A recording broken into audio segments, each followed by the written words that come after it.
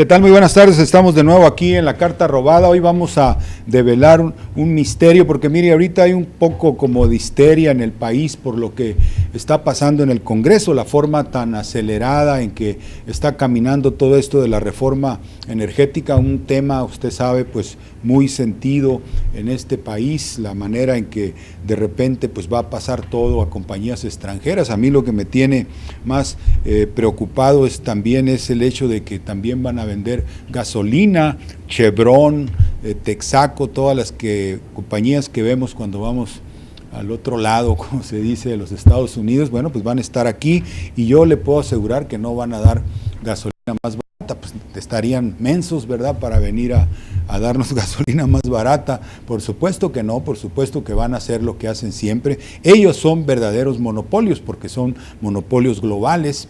Pemex es un monopolio aquí en México porque es una industria estatal, ya no va a ser, ¿verdad?, pero los otros son monopolios globales y son expertos en el manejo de los precios, subir, bajar, según les conviene. Así que todo eso se está dirimiendo en unos cuantos días futboleros. Fíjese usted, ya se comprueba lo que hemos dicho siempre acá nosotros personalmente, de que el fútbol es el nuevo opio de los pueblos, ya no es la religión, porque pues nadie va a la iglesia, o van muy poquitos, pero el fútbol es diario, es cotidiano, entra por aquí hasta adentro, ¿verdad? Le traen a la gente con el fútbol, y bueno, pues van a aprovechar eso para la aprobación de estas reformas, pero es una mayoría mecánica, dijo la senadora Dolores Padierna. Me llamó la atención el término, me puse a averiguar, y mire, los resultados de las elecciones en el 2012 le daban 38% a Peña Nieto y 31% a López Obrador, después de que nos habían dicho que López Obrador quedaría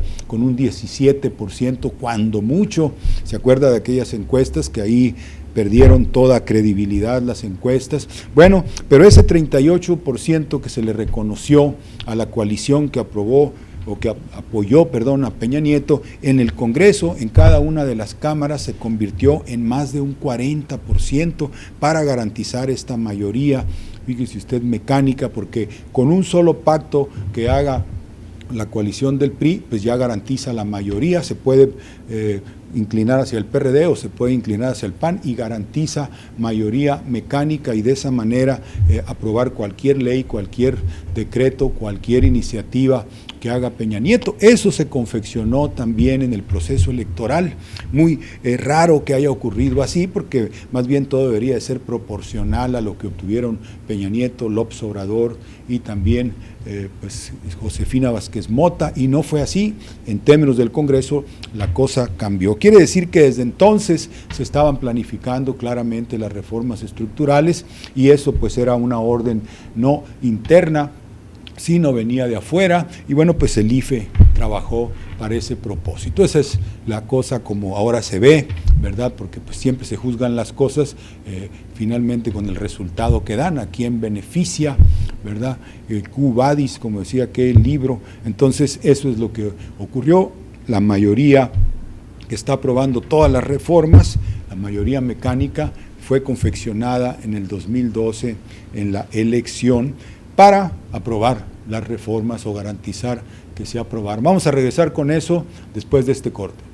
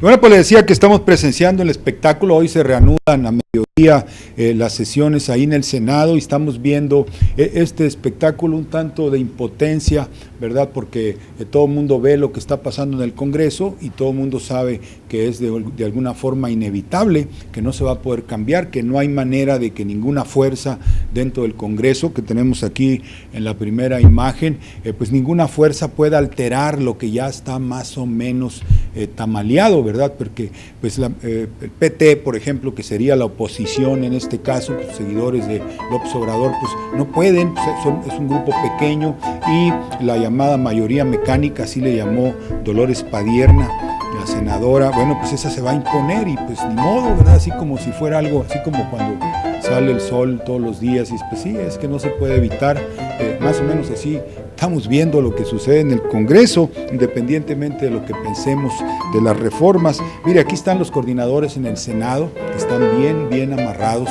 Usted lo conoce, creo que se apellida del PAN, Luis Alberto Preciado, creo que es, y luego pues ahí está Gamboa Patrón, está Beltrones, perdón. Estos son los coordinadores de la Cámara de Diputados, me equivoqué, no es el Senado. Está este personaje que ya muchos consideran un villano, que es David Pechina, que lo tenemos aquí en la imagen número 5, este hombre, pues es el presidente de la Comisión de Energía, ¿verdad?, de la Cámara de Diputados, Pechina, y bueno, pues él dice, esto va a pasar, y él fue el primero que lanzó esto de que las gasolineras se van a adelantar, las gasolineras extranjeras, se pensaba que vinieran acá hasta el 2018, 2019, y parece que van a venir en caliente. Oiga, ustedes los vamos a tener, yo creo que el año que viene ya aquí gasolineras extranjeras, así que Pechina es uno de los villanos ahorita para mucha gente en este país, y aquí en la imagen 6 pues están los coordinadores de las tres fracciones, que son muy cuates, siempre andan, son amiguis, como dijo Barbosa, Miguel Ángel Barbosa, el del coordinador del PRD en el Senado, somos amiguis, el cinismo así absoluto. Con los chuchos, ya sabe usted, los chuchos son los lúmpenes de la política, entonces pues son bastante cínicos, así que esa es la situación. Fíjese usted, son cuates todos ellos, en algún momento juntan fuerzas unos con unos y otros con otros, y luego se hacen como que se pelearon, ¿verdad?, como que tuvieron diferencias, medio se distancian, y luego otra vez, y hacen sus amarres, y así pues es casi una fatalidad, pues, que del Congreso no puede salir nada que no sea lo que desea el gobierno de Enrique Peña Nieto, y que estas aparentes diferencias en realidad pues no son ciertas, y que en realidad las tres facciones principales, PRI, PAN, PRD, pues están en la jugada, están en un enjuague.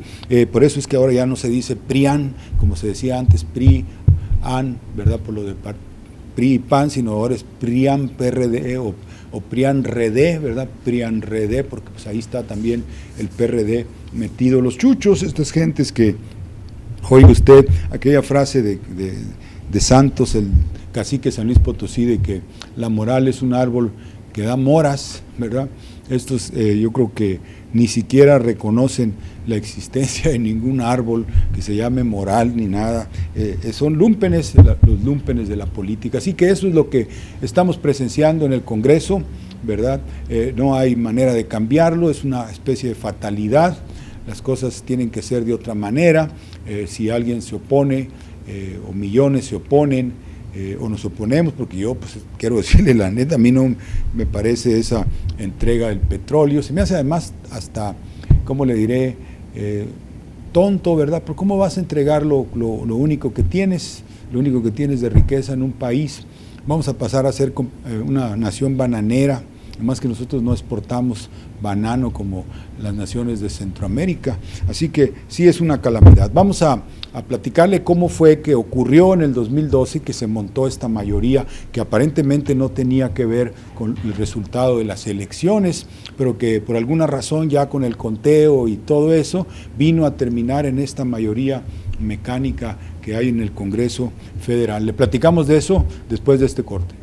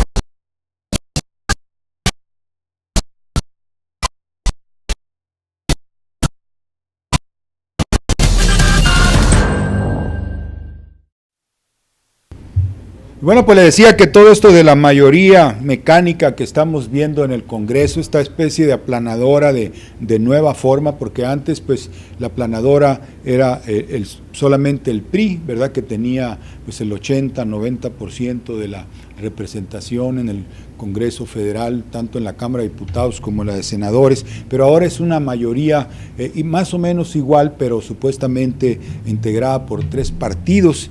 Yo le decía, aquí están las 6 fracciones, los 6 de las 3 fracciones, tanto Cámara de Diputados, Cámara de Senadores, etcétera. Miren, nada más véalos. Esta es la gente que está tamaleando todo lo de la aprobación de las leyes secundarias de la reforma energética, la llamada ley de hidrocarburos, donde van a ir todos los detalles, la letra chiquita, como quien dice, de la reforma energética, y bueno, pues ahí la cosa viene terrible. Hasta el PAN está protestando, está exigiendo, fíjese usted, que se imponga una cláusula de contenido nacional, porque piensan que no va a haber chambas dentro de la industria energética para los mexicanos, para las empresas, obviamente, que es lo que a ellos les interesa. Viene más o menos de ese pelo el asunto. Así que, miren, aquí están los resultados de las elecciones presidenciales del 2012. Vea la proporción, 38% para Peña Nieto, 31% para López Obrador. Vamos a suponer que eso era cierto, suponiendo sin conceder, ¿verdad?, suponer que así es como resultó el asunto. Mire lo que nos estaban diciendo las encuestas antes de eso, ¿verdad?, que colocaban a López Obrador pues muy abajo, ¿verdad? Las encuestas en la imagen número 9 estaban hablando de mucho menos, que él quedaría en el tercer lugar. Finalmente pues tuvo el segundo lugar y muy cerca de Peña Nieto. Algunas eran peores, porque como esta que tenemos aquí lo ponían en el 17%, decían, no, Obrador no va a ganar ni el 17%. Bueno, pues cuando ya vino el resultado y resultó que era todo lo contrario, todo el mundo dijo, hey, ¿qué pasó? Nos estuvieron engañando los de las encuestas, ¿verdad? Pero entonces nadie puso atención a la situación tan particular que había quedado en el Congreso Federal, en donde fíjese los resultados ya por bancadas. El 38% que obtuvo la coalición de Peña Nieto en la elección presidencial se convierte en 47 de ventaja, perdón, 47% de escaños, digamos, en la Cámara de Diputados y 45 en el Senado. Y uno dice, bueno, ¿y de dónde? Pues se supone que deberían de haber recibido una votación similar, ¿verdad?, de la que obtuvieron en la elección presidencial a lo que obtuvieron en el Congreso, pero no. Y entonces ahí ¿cómo le diré? Ahí se amarró la mayoría, esta mecánica que estamos viendo actuar en este momento y que a tanta gente le causa como desesperación, ¿verdad? Pues, no se les puede hacer nada porque pues pum, votan, sí, de acuerdo, no sé qué, mayoría, cuentan los votos y purrum se imponen como si no pudiera hacerse nada, como si fuera una fatalidad. Bueno, pues esa fue la forma en que se construyó, ¿verdad? Muy sospechoso todo. Primero, sospechosísimas las encuestas, mentirosas, ¿verdad? Después, sospechoso el resultado. Ya se acuerda usted todo lo de la compra de votos y esto, Monex y todo aquello que se ventiló. Y luego tercero, peor aún, pues suponer que de una fuerza que ganó con el 38% la elección presidencial, en caso de que fuera cierto, ¿cómo se iba a convertir eso en un 45% en el Congreso y en un 47% en el Congreso? Como que no contiene, ¿verdad? Saca uno las cuentas y no contiene. Debió haber quedado muy parejo también el Congreso y no quedó. Quedó una mayoría, un mecanismo más bien para hacer una mayoría fácil, que como que si se hubiera diseñado, como que si la elección se hubiera arreglado con ese propósito. Esa es la impresión que da esto, fíjese usted, ahora que estamos viéndolos actuar, ¿verdad? Porque pues la historia se conoce viéndola desde adelante para atrás. ¿En qué resultó tal asunto? Bueno, pues eso es lo que realmente te permite entender hacia atrás qué pudo haber pasado, quiénes pudieron haberlo armado, por qué razones, etcétera. Entonces, ahorita en México pues se aprobaron estas reformas estructurales casi de fast track en un poco menos de un año. Fíjese usted, cosas que en este país eran de mucha importancia, incluso histórica, se fueron aprobando por esta mayoría mecánica que existe en el Congreso. Entonces uno puede concluir, ¿verdad?, con todo derecho y decir, bueno, entonces las elecciones se armaron para que hubiera esta mayoría y darle curso a las reformas estructurales, mismas que pues no son de manufactura mexicana, no son hechas en México, made in México, ¿verdad? Son hechas por organismos internacionales. Las reformas estructurales que se han impuesto, cualquiera de ellas, la laboral, la energética, la fiscal, etcétera, etcétera, puede usted compararlas con las que se están haciendo en España, en Italia, en donde usted quiera, hasta en los propios Estados Unidos, y se va a dar cuenta que son más o menos lo mismo. Así que venían de afuera, ese que desde afuera estaba empujando las reformas, pues ese es el que también de alguna manera empujó estos resultados electorales. Vamos a regresar con más después de este corte.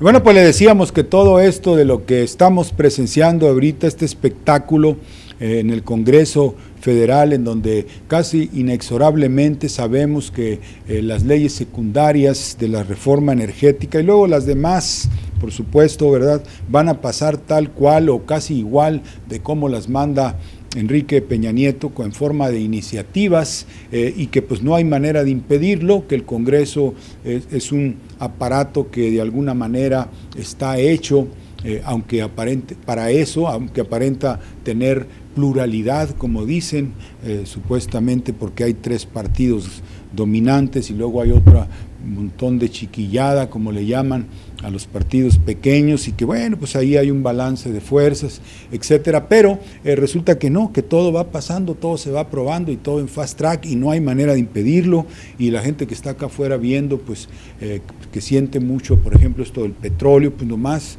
milando, ¿verdad? Como los chinitos, no puedes hacer absolutamente nada.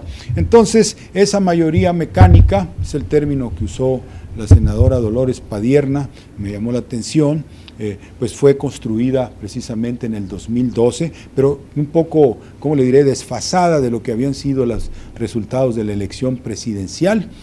Se le otorgó más posiciones, casi un 10% más en el Congreso, a las fuerzas que habían ganado la presidencia con un 38%, así que ahí pues ahí están los asegúnes, porque pues usted se acuerda todos los alegatos de fraude, el fraude completo, absoluto de las encuestas en ese momento. Entonces, bueno, el resultado es ese y las reformas estructurales se aprobaron, seguramente estas leyes secundarias se van a aprobar y en caliente, o sea, en fast track, como dicen ahora.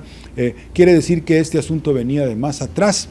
Y mire, lo podemos entender mejor si consideramos que Agustín Carstens y Videgaray, que están aquí en esta imagen, que son el eje de la política económica en el país, pues ya venía, sobre todo Carstens, de otros organismos que son los que estuvieron siempre presionando a México, esto desde los 80s, oiga usted, para que llevara a cabo estas reformas estructurales. Desde los 80s estaban con la cantaleta de que Pemex era muy ineficiente, que tenía que privatizarse, que no servía que estuviera en manos del Estado, que era un robadero ahí, que el sindicato de la quina, que era muy rata, que esto y que el otro, y que Pemex tiene mucha gente y poca producción, y estas comparaciones con otras petroleras. Eso es desde los 80s, se lanzó la ofensiva, ¿verdad? Y luego nos mandaron a Carstens, que lo tiene usted aquí, a Carstens con Lagarde, Cristina. Hay gente que dice, un muchacho me preguntó que si Cristina Lagarde era un vato, no sé por qué. El caso es que esta mujer pues es la que nos envió aquí a este amigo, a Carstens, porque él era el número 2 o el número 3 en el Fondo Monetario Internacional, y nos lo mandaron al gobierno de Calderón, y desde entonces aquí se quedó, ¿verdad? Y ahora está en el Banco de México. Bueno, él es un enclave, digamos, extranjero dentro de la economía nacional y manejando la economía nacional además. Aquí está Enrique Peña Nieto, ¿verdad? También con pues Videgaray y este señor Gurría, el que usted ve aquí al lado izquierdo, si no me equivoco. Gurría pues es el presidente o director de la OCDE, la Organización para la Cooperación y el Desarrollo Económico, que es otra de las que ha estado friegue y friegue con que las reformas estructurales, que porque México, ahorita la línea que trae la OCDE, por si al rato nos ocurre, es de que México debe recaudar más, y cuando está diciendo debe recaudar más, en realidad pues está pidiendo que México implemente el IVA en alimentos, la homologación del IVA, como le llaman ellos, ¿verdad? Meterle IVA a alimentos y medicinas, y eso pues también viene como presión, pero la OCDE en general confeccionó el paquete de reformas estructurales que luego nos enjaretaron acá. Así que desde allá vienen las cosas. Aquí están las famosas reformas estructurales, usted lo puede ver, se han escrito toneladas de artículos, ensayos, libros, etcétera, etcétera. Claro, ninguna previendo lo que estamos viendo ahora, ¿verdad?, de que la economía sigue estancada y hundiéndose, a pesar de que ya se aprobaron todas las reformas estructurales. Eso nadie nos lo dijo, ¿verdad? Así que, mire, aquí otro de los organismos que presionó mucho a favor de las reformas estructurales, no organismos, sino un órgano más bien periodístico, que lo tenemos aquí en imagen 16, la revista Time, diciendo que Peña Nieto está salvando a México. Esto fue hace poquito, fue en febrero, usted seguramente lo recordará. Y bueno, pues le echan ahí las flores de que porque se decidió, se lanzó con las reformas estructurales y que esto, que el otro, y que por esa razón está salvando a México. Todo esto yo se lo voy presentando con el único propósito de que nos demos cuenta de que las presiones a favor de las reformas estructurales venían desde los 80, los preparativos políticos fueron los que se fueron haciendo y el IFE pues se encargó de la parte electoral en el 2012 para poder montar esta mayoría mecánica en el Congreso, que luego también dio resultado al Pacto por México, usted lo vio también, y que ahí también se tamalearon muchas cosas, incluso gobernaturas y todo, como la de Baja California. Bueno, ese es un diseño orquestado por este señor Leonel, que no me acuerdo cómo se llama, Leonardo, que dirigía el IFE, que tenía cara de menso, la verdad sí, pero mire lo que armó, y se fue muy espichadito, como con 100 millones de pesos, y anda pero muy tranquilo, después de haber orquestado esta mayoría mecánica en el Congreso, que es la que está aprobando todo lo que haya que aprobar, ¿verdad? Lo que les vayan poniendo lo van a ir aprobando, y mientras pues uno ve ese espectáculo y dice, oye, pues esto no se puede cambiar.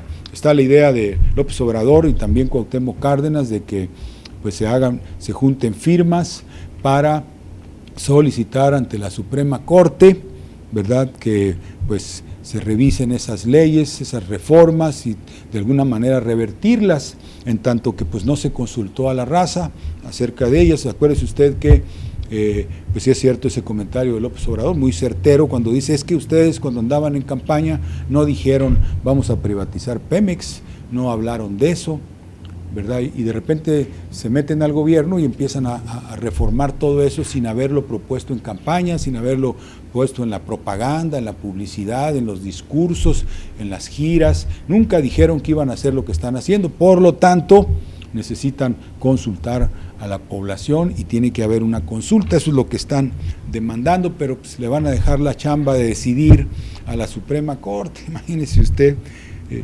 No, tengo un chiste pero mejor no lo cuento porque es muy pelado acerca de la Suprema Corte, mejor lo aguantamos para otra ocasión. Vamos a regresar después de este corte.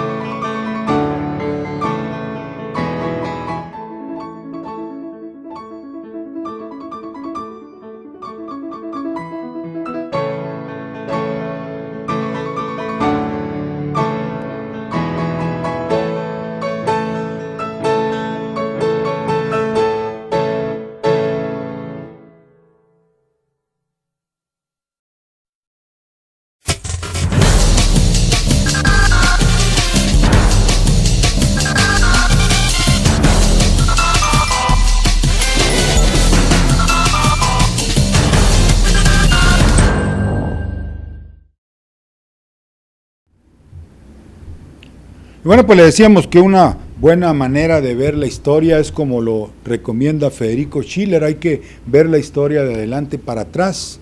Si ahora vemos este espectáculo en el Congreso Federal, la facilidad con la que se aprueban o se aprobaron todas las reformas y ahora se van a aprobar las llamadas leyes secundarias, la ley de hidrocarburos sobre todo, que es la que más mella hace en el país en el momento en que va a estar el fútbol, pues ya sabe usted, el Mundial de Fútbol y que va a jugar México, que el ingeniero Jiménez Espriu dijo que los priistas pensaban que los mexicanos éramos imbéciles, así lo escribió en un artículo, y bueno, pues eso es lo que está pasando, y uno dice, bueno, entonces, ¿de dónde viene esto? No podemos suponer que esto, que es una especie de dictadura parlamentaria, viene de un proceso democrático electoral, ¿verdad que no? Pues no puede ser. Así que revisando las cifras le decíamos que el 38% que obtuvo la coalición PRI, Partido Verde, PANAL, etcétera, en la elección presidencial se convirtió en un 45 y un 47% en su presencia en la Cámara de Diputados y en la Cámara de Senadores. No es la mayoría, no es la mayoría absoluta, pero le permite montar lo que se llama la mayoría mecánica en el momento que hace un acuerdo con cualquiera de las otras tres fracciones que existen, o sea, como quien dice, muy facilito, ¿verdad? Así que yo le decía, entonces esto quiere decir que en realidad los propios resultados de las elecciones fueron diseñados con el propósito de hacer lo que ahora estamos viendo que se hace. Por esa razón, los órganos de prensa y pues, por ejemplo, The Economist que tenemos aquí en la imagen, mire, esto lo sacó en diciembre del 2012, todavía no tomaba posesión Peña Nieto y ya estaban augurando que Peña Nieto haría todo lo que ellos siempre han pedido, que pues, las reformas estructurales. Así que decían el auge de México, el ascenso de México, ¿verdad? El rise es como ascenso.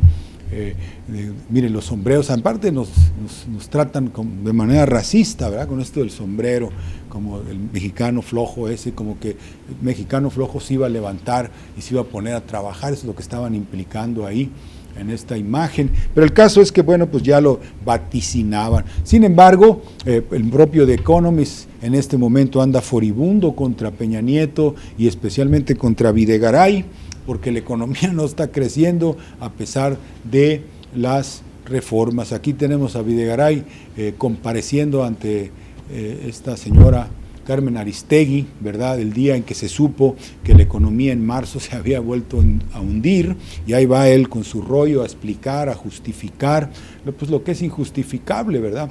Que no, que espérense un poco más, que para el 2015 ya con las leyes secundarias aprobadas viene el crecimiento, que vamos a crecer 5% y etcétera y etcétera. Eso fue porque estaba bajo ataque. Le digo, el propio The Economist, que hablaba maravillas de México, estuvo atacando a Videgaray, pidiendo su cabeza, dijeron, es como San Judas Tadeo, es ¿cómo se dice? El que se encarga de las causas imposibles, siempre está ofreciendo escenarios de crecimiento y de felicidad que luego se evaporan. De eso lo están acusando, fíjese usted, a Videgaray, pero no se cayó del caballo, ahí se mantuvo. Esperemos que para principios del año que viene, o si no, es que para este fin de año, a lo mejor corremos con suerte y renuncia. Aquí está la decisión de Enrique Peña Nieto de continuar con las reformas. Aquí está con Rajoy en España. Mire, y es importante porque cualquiera que llegue a España y revisa lo que está pasando allá, así a simple vista, nomás de platicar con alguien o leer un periódico, se da cuenta de que España es un país devastado, que está absolutamente en bancarrota, en ruinas, con la Casa Real en total y absoluto desprestigio, rodeada de escándalos de corrupción, Juan Carlos separándose, haciendo el ridículo, ¿verdad? Casi a los 80 años se consiguió una mujer como de 30, haga usted. Entonces, es decir, es patética la situación española, los bancos en quiebra, las energéticas igual, los gobiernos, los municipios, y luego un personaje como Mariano Rajoy, que probablemente renuncie para el fin de año, y de todas maneras se junta con él Enrique Peña Nieto, y los dos reiteran su compromiso de caminar por ese mismo rumbo, por el rumbo que ya llevan y que ya destruyó a España.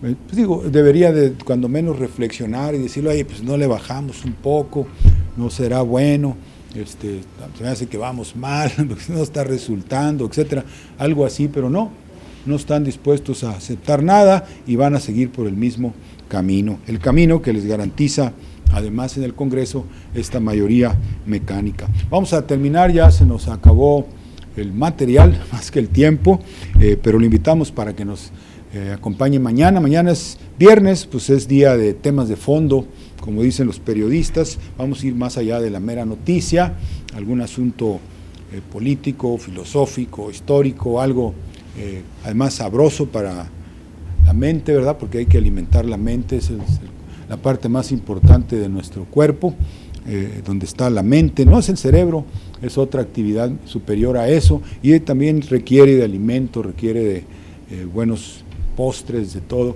Entonces nosotros vamos a darle mañana algún manjar para su vida intelectual. Lo esperamos mañana entonces aquí, ya saben, elregio.com. Hasta mañana.